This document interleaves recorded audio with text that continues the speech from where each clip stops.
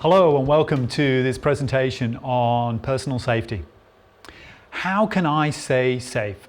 This is the question as a self-defense instructor that I get asked all the time. So in this presentation, I'll split it into 4 parts and we will answer that question.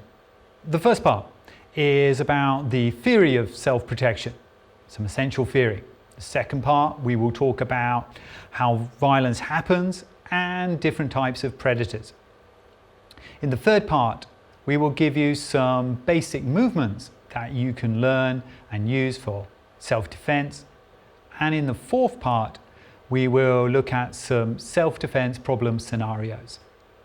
So, let's start with part 1, essential self-defense theory.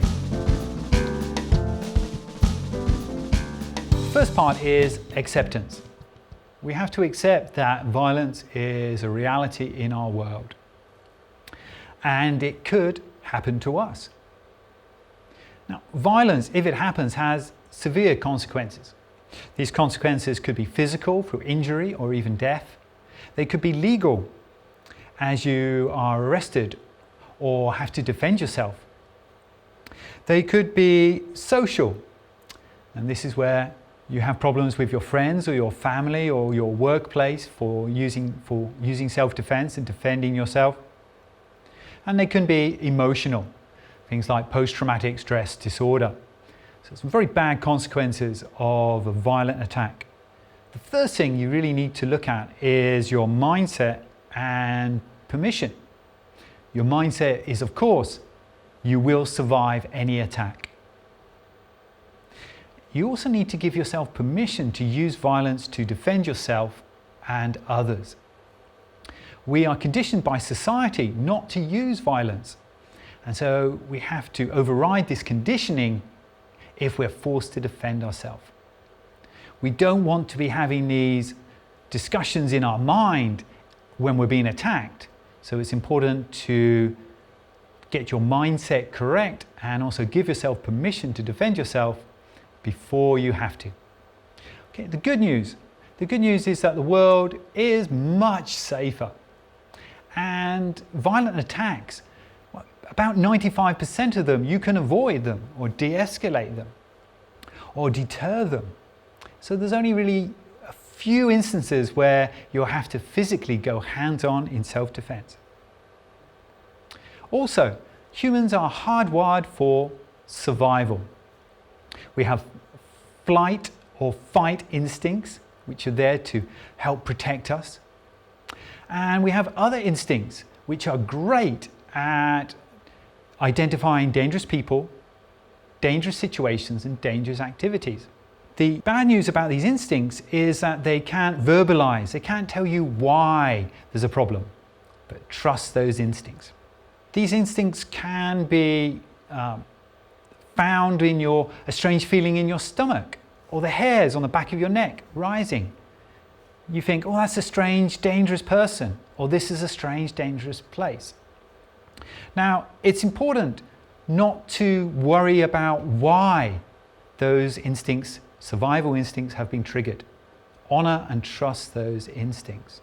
The work of Gavin DeBecker will give you more information on trusting your instincts. An important part of staying safe is pre-planning. We need a plan. And a good way of making plans is to follow the work of BURESS. One of the good tactics is then-when thinking. For example, in driving, if you see an ice cream van, you can think, oh, maybe a child will run across the road, so I need to slow down even more, and when a child runs across the road, I will brake and maneuver around them. The same in your violence, avoiding violence. If you see somebody by your car in a car park, then you have a set plan of action. This will help you improve your awareness and reduce the time it takes to make decisions. What can we do to stay safe? Mark Young devised a pyramid of personal safety. And in this pyramid, the violence is right at the top. And right at the base, there are many things you can do to become less likely to be a victim of a violent crime. The first thing we'll talk about at the base are walkaways. These are things that you do once and forget about. It can be locking your door before leaving for work. Next, we develop habits which keep us safer. These habits, like in road safety, we look to the left and to the right before we cross the road. And again, in personal safety, we can look around our environment to check it's safe. Awareness. As we look around our environment, we can spot dangerous situations and change our course of action so that we avoid them.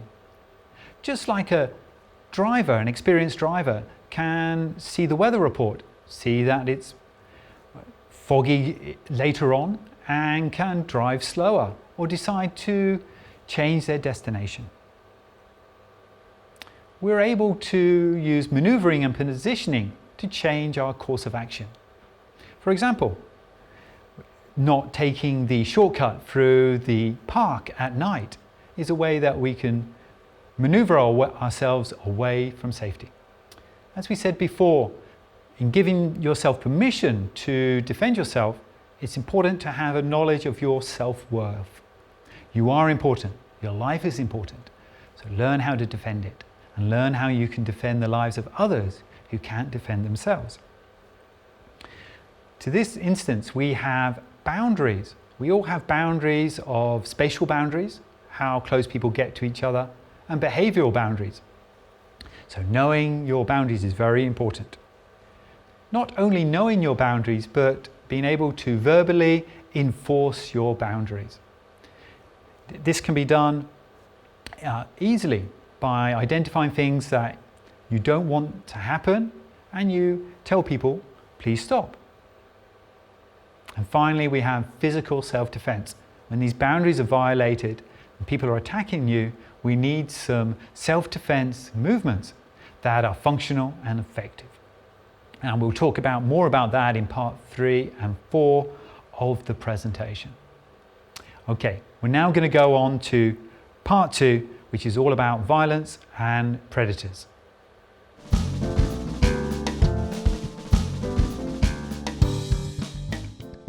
Let's watch a video of a monkey dance. A monkey dance is a typical social violent confrontation. It starts with eye contact, escalates, and ends in physical violence. Oh, hi there. Yeah, what? Wear a mask in here. What, a mask?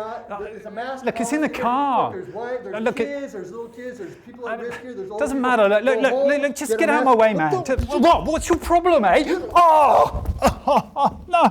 Go home. Ah. The good news about social violence is that it can be de-escalated or diffused. Social violence starts with a problem. They want you to do something or you want them to do something. You can use your active listening skills and your communication skills to find out how you can solve this problem before it becomes violent. Typical communication strategies are by George Thompson, verbal judo. And here you state what you want, the reason why you want, and then you give them choices, options. If it doesn't happen, this is the consequence. Finally, you can give people a final or second chance. Another good communication strategy is a 3-step communication strategy from the GRACIES University of Women Empowered. Here they talk about step 1, where you identify a problem. For example, someone standing too close to you. You explain why that's a problem. It makes me feel uncomfortable when you're standing so close to me. And the final step is solving the problem. You say, please step further away from me. You can also avoid being attacked with a social attack. Peyton Quinn has 5 rules. And if you follow these rules, then it's unlikely you will be attacked. Rule number 1, don't challenge somebody. Rule number 2, don't insult them. Rule number 3, Don't threaten them. Rule number 4, don't deny it's happening. Rule number 5, give them a face-saving exit. Mark McYoung has added a 6th rule. That is, don't imperiously command them. That means you might be used to commanding people in your social setting, maybe as a boss. Go away, don't bother me. But if you're dealing with people outside of your social group, then that it would be a trigger to be attacked. So now we know that social violence can be avoided and it can also be de-escalated. So let's watch the monkey dance video again and we'll see a different outcome. Hey, what's going on? You don't have a mask on. Hey, You gotta put a mask on. yeah. There's Oh, kids here, there's old people here. I'm sorry about that. Yeah, I just forgot. Every day, right? I know. I just forgot. I'm tired. I'm working hard, but you know, maybe store policy here. I see. Maybe I should just leave. Well, I mean, you got the mask on now. Yeah. But why didn't you have it on when you came in the Well, store? I was just zoned out. So, but You thank saw you the for telling me people about. I know. Thank you for saw telling the me about that. people here, right? Is it okay? Yeah. Yeah. Go ahead. Yeah. But hey, you know, don't be so stupid next time. Oh no, I I mean, won't. it's really jerky not to wear a mask, right? Okay. So in the second video, you can see that I was challenged by the man for not wearing a mask. Immediately, I didn't get angry. I put on the mask and I started to apologize and humble myself. The man was still being critical of my behavior, a little bit insulting perhaps, but I controlled my ego, kept apologizing, and left the situation with no physical confrontation. The second category of violence is asocial violence or criminal violence, as described by Rory Miller. Think about a lion in the savannah. It's choosing a zebra to attack. It doesn't choose the strong zebras, it chooses the small and weak and isolated ones, so it can have an easy kill. The human predator uses a similar process. Next, we're going to watch a video of a criminal predator at work.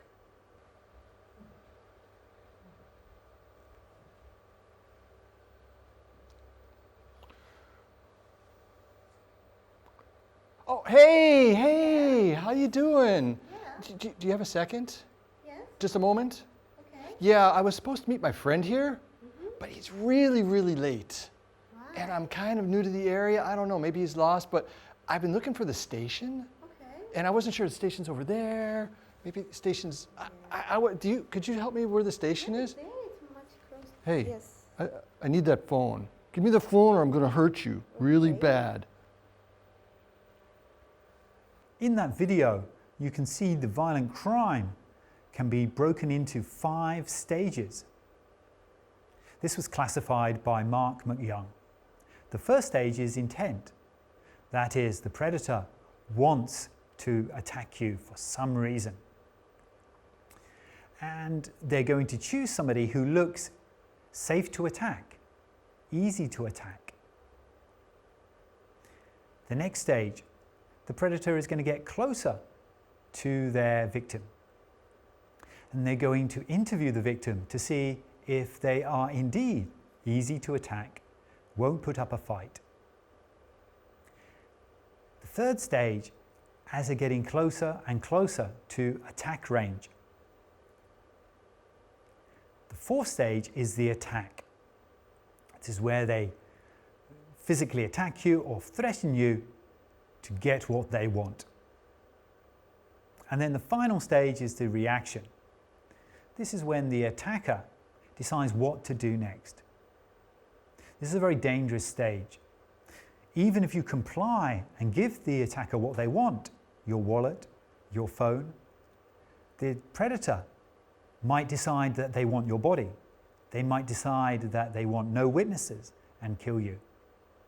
As criminal predators can be deranged or on drugs, they are very dangerous. An asocial or criminal predator will use special tactics to help them attack you. Jeff Thompson describes 4 of these tactics as the 4 Ds: dialogue, deception, distraction, and destruction. The first thing is dialogue. They talk to their victim. They use this as a cover to get close to them and to interview them, which is stage 2 and stage 3 of a violent crime. It's deception. They might say, "Where is the station?" They are not interested in where the station is. They just want to get closer to you and check you are safe to attack. They then move to distraction. They might get you to look down at your watch for the time, check your purse for change, or point to a station in the other direction. With this distraction, they launch their attack, stage 4 of a violent crime, which is their destruction. Not all predators go for a quick crime. Some predators like to have a slow grooming process to make you change your boundaries and to isolate you from the group. Gavin DeBecker talks about some classic predator tactics. The first is discounting the word no. They might say, "Can you help me?" And you say, "No." The attacker doesn't care, continues to try to get you to change their mind. The next one is a stranger will come up to you and start using words like "we" or "our" to try and force a team, a relationship which isn't there. They will also use charm and niceness. Think of charm and niceness not as adjectives, but as verbs. The attacker is charming you, is nicing you to get what they want. As predators are lying most of the time, they try to hide their lies with extra information, too many details. If people tell the truth, "Where were you last night?" "Oh, I was at home." But if they lie, they might say, "I was at home because I was a little bit tired. I was watching a movie. It was about aliens, and then I went to the shop," and then they give lots of extra information to try and hide their lies. Predators will try and make you go beyond your boundaries. They use typecasting. They might offer you a drink. "Would you like a drink?" You say no, and they typecast you as a not nice person. "Oh, I see. You're too good to drink with somebody like me." Loan sharking is another tactic. This is when, unsolicited, they do something for you. It might be pick up your heavy shopping bags and offer to walk you to the car. The key point here is it's unsolicited. You didn't ask for help. They chose you, helped you, and now they think you're in their debt. The final one is the unsolicited promise. This is often used after the threat of violence. A predator might say to somebody, "Come with me and I promise not to hurt you. If you do this, I promise to let you go." This is extremely dangerous. When a criminal predator tries to get you to move to another place, into their car, come with them to another location, this is extremely dangerous. The reason is this location has been prepared by them so that they can get what they want from you without anybody being a witness or anybody hearing. This is kidnapping. And kidnapping often, if not usually, results in sexual assault, torture, or murder. Never be taken to a secondary location. This is a line in the sand. At that stage, you must be prepared and have the mindset to fight for your life, right here, right now. When we were talking about social violence, we saw that you can diffuse it or de-escalate it. This does not work with criminal violence. The zebra apologizing to the lion will not stop them being eaten. And if you apologize to a criminal predator, you just show that you are easier to attack, safer to attack. But what you can do is avoid the criminal attack or deter the criminal attack. Being aware of your surroundings, aware of the 5 stages of a violent crime, you can avoid the attack before it gets to stage 4. You can deter the predator by being a hard target. A criminal doesn't care who they steal the iPhone from. They just want that phone.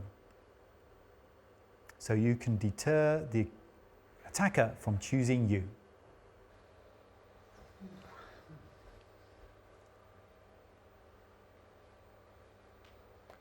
Oh, hey! Hey, excuse me. Hey, do you have a moment? Well, it'll just take just 1 second, right? I've been looking for my buddy here. I'm supposed to meet him by the trains, and I don't know where the train station is. Like, I think it's... No, it'll just take 1 second. Maybe you can help me with... I cannot help you. I think you can't. Yes. In this video, you saw my assistant. She was at first unaware, but when the predator spoke to her, tried to interview her and get closer to her, her guard went up. She said, "I don't have time," but the attacker ignored it, discounted her no, and continued to get close, and started to engage in dialogue to distract her about a station and a story about meeting a friend.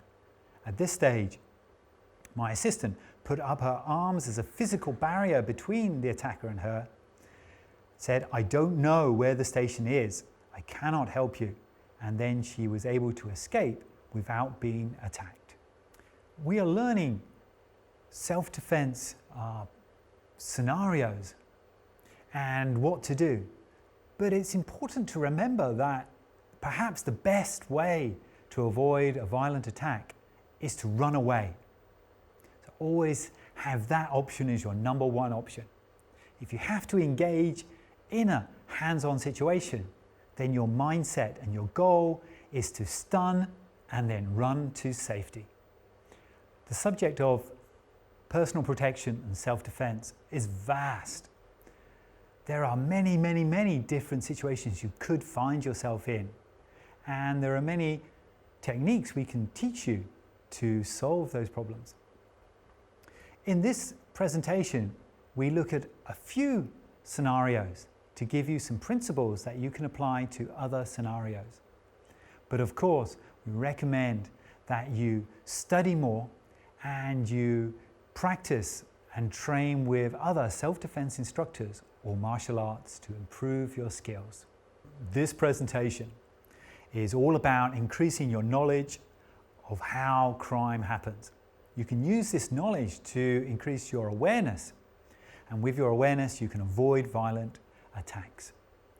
If they're social violent attacks, you can use your communication skills to de-escalate them. If they're criminal attacks, you can deter the attacker from choosing you.